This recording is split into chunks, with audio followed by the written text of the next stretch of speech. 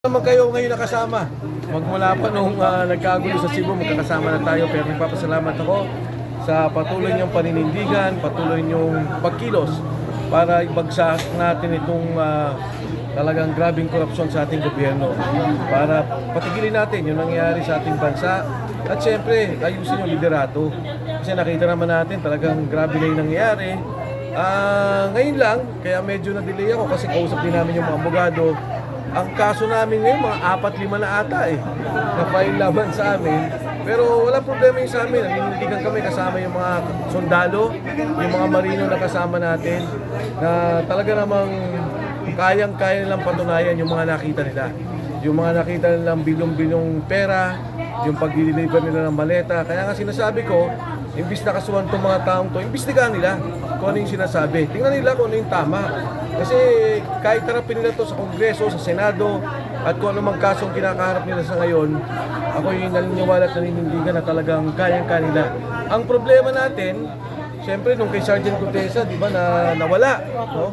Matapos yung magsalita sa Senado, kaya ngayon, tinutulungan din namin sila para maayos hindi lang yung kanilang sarili, pero yung kanilang pamilya. Sir, dagdagan ko po ang katanungan, yung regarding sa mga tumatanggap ng malita, may plano po ba tayong kasuhan sila? Alam mo, yung pagkaso sa kanila ginawa na natin sa ombudsman. Kasi ang ombudsman may kapangyarihan yan, batay dun sa sinalaysay nila, na magkaso at mag-imbestiga. Ang problema natin, ayaw nilang kunin yung sinabi ni Saldico. Critical yung kay Saldico kasi sa kanya nanggaling yung pera eh. Diba? Tapos yung pera, alam niya kung saan nanggaling yung nakaw. Nagsalita na si Saldico, marami na siyang video ginawa, pero ayaw nilang tanggapin. Sabi nila, kailangan pa daw na humarap siya dito, pumunta siya dito. Eh, ayaw nga ni Saldico dahil yung buhay niya nakataya, katulad ngayon ang nangyari ng 18 Marines.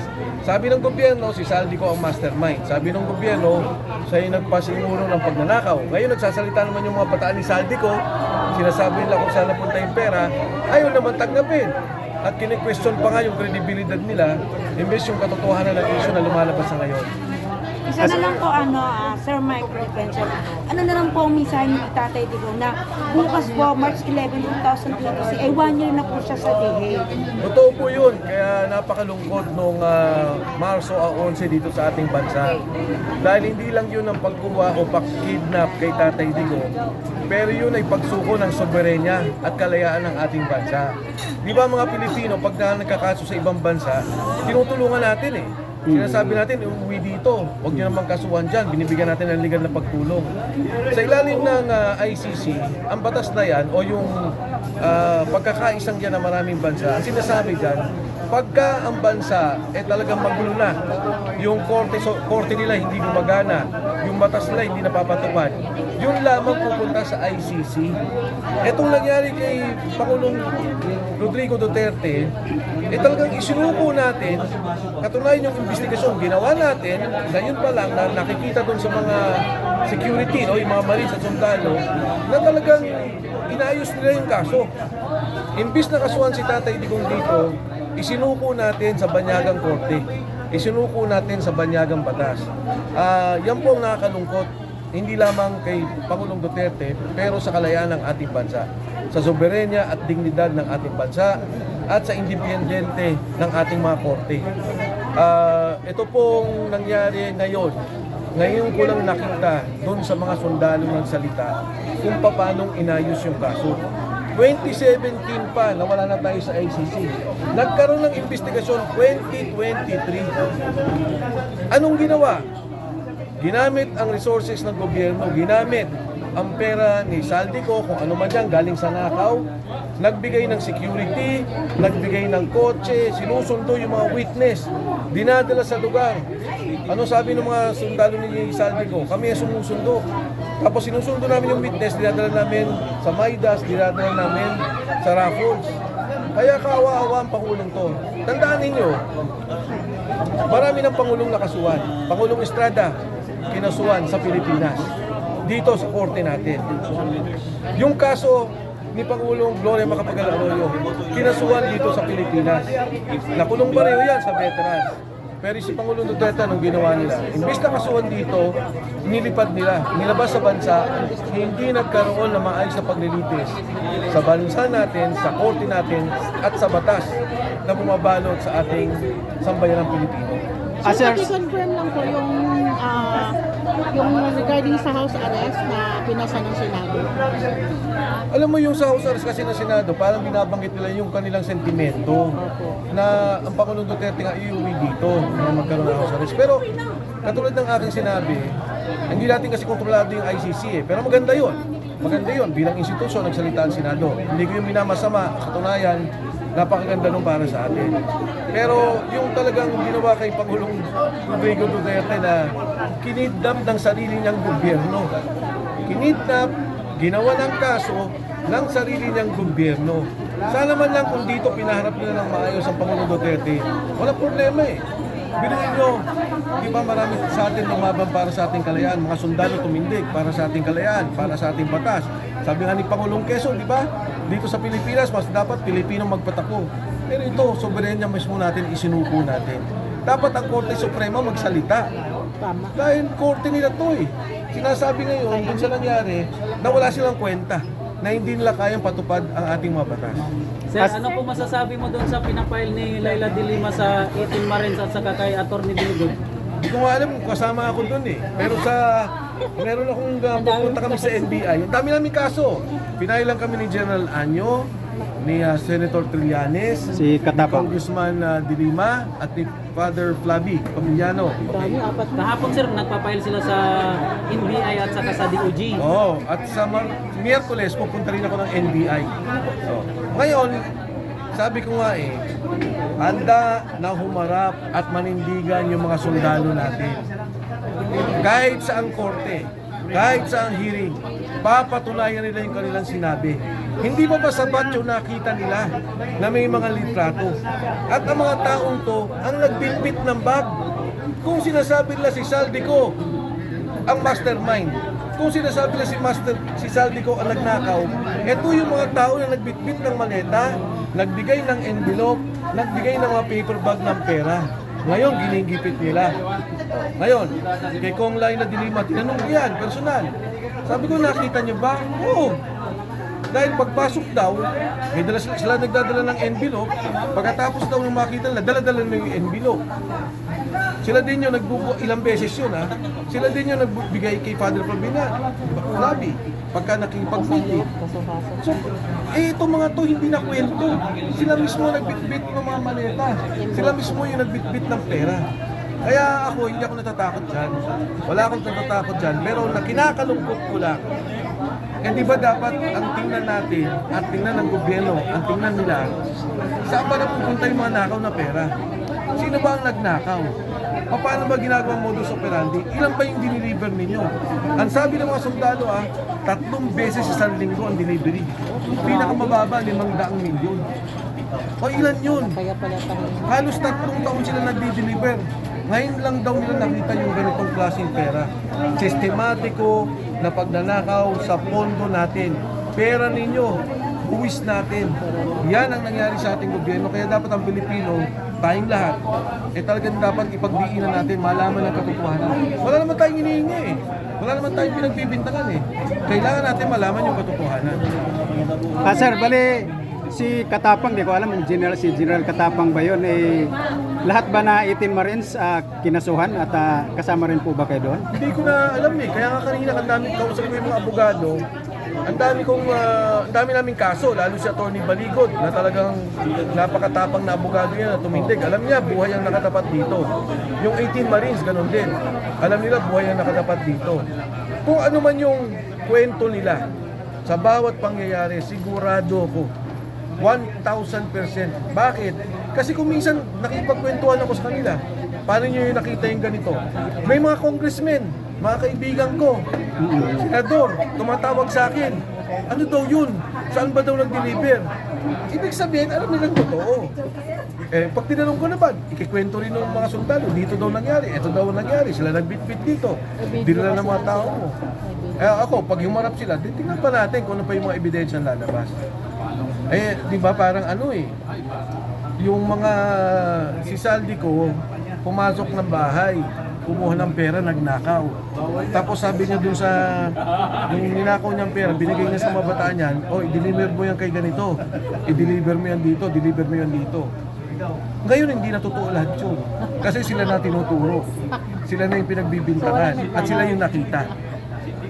Sir, ano masasabi mo dun sa reaksyon ni Trillanes na kaya daw si Saldico lang daw ang laging sinasabi kasi wala daw dito at siya daw yung mainit? Eh di ba sila naman nag-umpisa na si Saldico? Ako nga sinasabi ko, magnanakaw si Bongbong Marcos. Ang namumuno sa pagnanakaw ay si Bongbong Marcos. Bakit? Si Saldico, Committee on Appropriations. Sila yung namumuno sa Kongreso para sa budget ng gobyerno. Ang immediate boss niya, si Speaker Martin Romualdez. Hindi ka magiging chairman ng Committee on Appropriations kung hindi ka pinili ng presidente. Correct. Ngayon, ang presidente nagbibigay ng budget sa Kongreso. Sabi niya, ito na yung gusto kong magawa. Mga proyektong kong gusto kong magawa. Aakyat ngayon yun sa Kongreso, aakyat sa Senado, pipirmahan ng Pangulo. Pagkatapos pirmahan ng Pangulo yun, pag lumalabas na yung budget, pinipirmahan na naman nila yun. Magkano kailangan? Magkano kailangan? Eh, puro nga yung unprogram allocation. Tingnan nyo yung nangyari, isang kwentong mabilis. Yung subway natin, dapat para na tayong Hong Kong at Japan. Tapos ng 2020, anong ginawa nila? Dahil sa pondo ng gobyerno, hindi mo pwedeng taasan o babaan. Hindi nililipat nila yung pondo doon sa unprogram allocation. Yung unprogram nila allocation, nilagay nila flood control. Ano nangyari ngayon? Imbis na sa 2028, eh magkaroon tayo ng subway, delayed na ng 2032. Yung mga taga-probinsya, Panay Guimaras Road, kasama po dyan. Bataan Cavite Connecting Road, kasama po dyan. Yung North Rail, papunta ng Clark, pabalik na Maynila, kasama dyan. Yung South Rail, papunta ng Bicol, kasama po dyan. Yung pong Laguna Lake na road network, kasama po dyan. Lahat yan delay. Magkano babayaran natin na penalty? Dahil hindi natin lagyan ng pondo. Penalty lang ito. 400 bilyon. Biro. Sino magbabayad? Kayo. Yan ang nangyari sa pondo natin. Kaya huwag sasabihin nila na si Saldico lang. Dahil yan si Speaker Martin Romualdez kasama at si Pangulong Bongbong Marcos. Kung ikaw ba presidente ng kumpanya, yung finance mo lulukuhin ng budget, hindi mo malalaman? Alam mo. Dahil ikaw nag-approve ng budget eh. Ikaw nag-release ng budget eh. Kaya yan ang nangyari sa bansa natin. Ngayon lang ako nakakita na ganitong klase ng sistematikong korupsyon sa ating bansa. Maniwala ka ba, sir, na kaya siya umalis ngayon sa bansa para himukin ang iba't ibang leader na ihinto ang giyera? Naniwala ka ba na magagawa niya na ni Pangulong Bongbong Marcos? Wala namang problema kung sumama siya. Di ba, makiusap na huminto ang gera. Pero para sa pakinggan naman nila, ibang usapan yun. Pero tama naman yun. Lahat ng Pangulo o taga-Pangulo ng lahat ng bansa dapat umapila sa nangyaring kaguluhan sa Middle East para mahinto. Pero sana, bago siya umalis, inasikaso niya na kung anong gagawin dito sa mga Pilipino na maiipit sa gera. Ano-ano ba yan? Di ba yung mga nasa Israel, nasa South Lebanon, ano ba yung mga sa Gaza? Yan yung mga naiipit sa Palestine. Yan yung mga naiipit na Pilipino. So dapat sana, yun ang bigyan mo na ng panahon paano aayusin. Dahil mabigat tong krisis na to. Ilan yun? 2 milyong Pilipino? Sigurado naman ako na yung mga Pilipino na iba, hindi naman gustong umuwi kaagad. Pero kailangan may plano. Kung binobomba tong lugar na to, saan natin pwedeng ilipat ang mga Pilipino? Yung mga gustong umuwi, paano natin iuwi? Yung mga, may napanood nga akong vlog, sabi, anong akala ni Pangulo?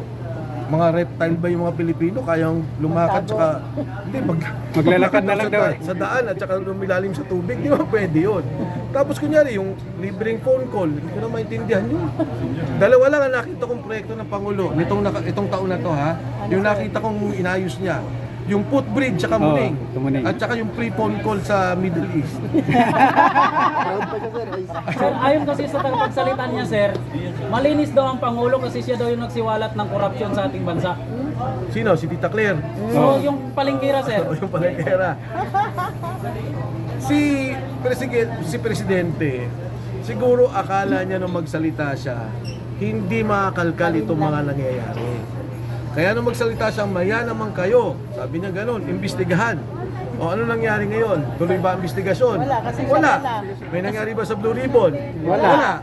Meron ba nangyari doon sa tinayo niyang mismong opisina sa ilalim niya? Ang ICI, may nangyari ba? Wala. O, yung Independent Commission for Infrastructure, talagang independent na lang kasi isang tao na lang ang naiwan. At walang naipakulong. At walang naipakulong. O, pangatlo, sa Kongreso, nung nakita yung investigasyon, sinong unang huminto? Sila. Kongreso, sila. So, ito nga yung sinasabi, nung magsalita siya, nabigla siya siguro, alam niyo yung Cebu.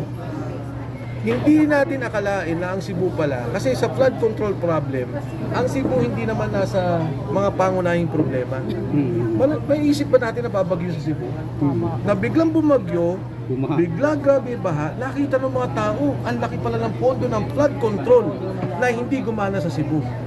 Kaya itong mga sinasabi ni Auntie Claire, hindi ko na nga alam kung ano mga sinasabi niya. Parang kailangan kay Auntie Claire, puro Duterte na lang ang inatake. Oh, correct. Diba? Wala na siyang ibang sinasabi.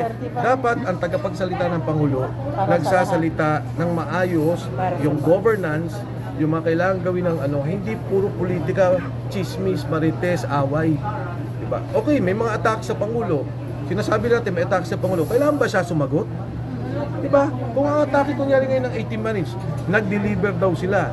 Si Sandro Marcos sa Ilocos. Si Sandro Marcos ang kailangan sumagot dahil siya tumanggap ng pera. Nung sinabi nagdi-deliver sa Nara, ayan, dapat siguro, ang ICI ang dapat sumagot dyan. Lahat ng to, sinasabi nila, si Presidente sumasagot, si Auntie Claire, talagang tama rin naman siguro dahil ang simula at ang dulo ng korupsyon nagmumula sa opisina ng Pangulo. Kasi Sir, like, isa na lang gusto ko tayo. lang malaman yung side ko kasi merong lumalabas sa social media na itong 18 Marines ang mga retired general at kayo daw po, di umano, ay may pumupondo. Ano po yung masasabi niyo dito? Alam niyo nung mangyari kay Gutesa at meron akong prueba, si Gutesa nung matapos sa Senado, nawala. Pero meron pa rin akong komunikasyon. Hindi ko siya direktang kausap. Nung magsalita si Saldico at sinabing totoo lahat ng sinasabi ni Gutesa, totally nawala na. At may prueba ako na ikinulong nila. May prueba ako na illegally detained na si Gutesa. At papatunayan ko yan sa tamang panahon. Nung nakita ko yun, sabi ko hindi na ako papayag na mangyari to dito sa mga marino at mga sundalo. Kasi itong mga taong to, ang pinaka hindi kumita sa korupsyon na nangyari sa ating bansa. Walang pera to, hindi to DPWH contractor, hindi sila DPWH, hindi sila congressman, hindi sila senador, hindi sila kabinete. Ang trabaho lang nila, swelduhan sila, taga-deliver ng pera. Kaya ako, tumutulong ako hanggat kaya ko. Sa mga nakikinig at nanonood po, kung gusto niyo pong tulungan, ayusin po namin kung paano niyo sila matutulungan. Dahil sa ngayon, nagtatago sila. Dahil grabe yung operasyon na ginagawa nung nagpunta kami noon sa Valle Verde. Diba? Ngayon nga, sana gusto rin lang pumunta dito. Pero alam nila na sinusundan sila parati. Kaya ito ho yung hindi ko papayagan. Na ang mga taong to at ang kanilang pamilya ay mapahamak dahil sa pagsasabi ng katotohanan. Ay mapahamak dahil isinisiwalat nila yung korupsyon sa ating bansa. Mapapahamak dahil ang gusto lang naman nila ay magkaroon ng magandang kinabukasan ang kanilang mga anak. Diyan hindi ako papayag. Tutulong ako at lahat ng pwedeng tumulong hihimukin ko para alalayan sila. Kumusta naman po si Attorney Levy Baligon po after ng pinapadisbar po siya ng Bucor ni Katapang? Until now, 100% pa rin pa po ba yung pagtulong niya dito sa 18 Marines? Alam mo si Attorney Levy Baligon, talagang bilib ako dyan. Ang katapangan niyan talagang yung pagmamahal niya sa bayan at ang kanyang paninindigan at katapangan, hindi mo matatawaran. Hindi yan natatakot dahil pag nag-uusap nga kami sinasabi niya ito na siguro yung makagawa ko para sa aking mga anak. Ito na yung paninindigan para ayusin natin yung ating bansa. Kaya siya rin mismo, sinasabi niya doon sa mga sundalo at mga marino, wala tayong iwanan hanggang uli. Alam niya na makakasuhan siya. Alam niya na sinusundan siya. Alam niya yung mga telepono namin minomonitor. Nasasayangan ako. Imbis na yung magnanakaw, ang imbestigahan nila. Imbis na yung magnanakaw, yung kanilang i-operate, gamitin ang pera ng gobyerno, hanapin yung pondo. Kami na nagsasalita, kami na tumutulong sa mga nagsasalita ng katotohanan, ang ginigipit ng gobyerno. Nakakalungkot. Isa na lang. Personal, sir, ano naman po, kamusta naman po si Madam na Yung asawa ko. na Yung asawa ko, kinasuhan din nila. Aba? Hindi. kasama May sabpina. May sabpina. May kaso ito sa Hindi natin alam, baka kasuhan, pero siyempre, nakakalungkot din dahil nadadama yung ibang tao. Nagkataon nga kasi yung sasakyan nasa pangalan niya at siyempre pagka yung mga sundalo kumikilos, wala akong problema na tumulong kung kailangan na sasakyan. Pero yan yung nangyayari, di ba? Imbis sana yung NBI, ang tiningnan nila, alam mo tinitingnan ng NBI ngayon, kung sino daw ang nasa likod. Kung sino daw ang, ano ba daw yan, politika ba yan? Eh ito na nga mga tao nagsabi, may pera silang binubuhat.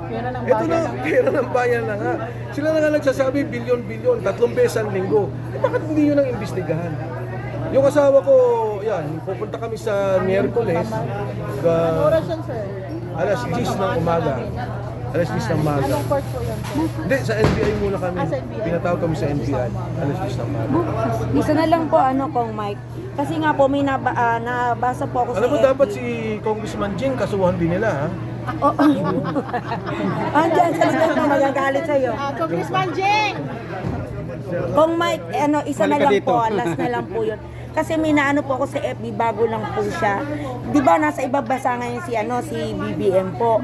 Ngayon po, yung inatinan niya pong event po yun, hindi po kailangan ang mga presidente ang mag-attend doon at kailangan lang po magbigay ng mga delikado na nagkataon na si BBM lang po ang pangulo na naandun ngayon. Sa tingin niyo po ba, wala sa kanya nag-a-advise at hindi niya po siya nag-research bago siya umalis? Hindi ako sigurado tungkol doon sa head of state, ha, kung di kailangan. Pero nakita ko yung mga video kanina, parang may sakit ata si BBM eh. Oo nga. May sipon daw. Sinisipon ata si Tumulo daw Pangulo. si May dasal pa naman si Attorney Capasio. Ay, Ato Pasio. Topasio. Oo, si pa yun dapat kasuhan din yun.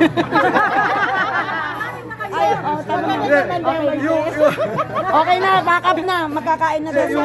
Sir Mike, isama mo kami sa tuwing may hearing po kami. Opo, salamat po. Supportahan ka po namin. Salamat po. Salamat po sa inyo. Back up na, kakain na daw. Kakain na daw si Tom.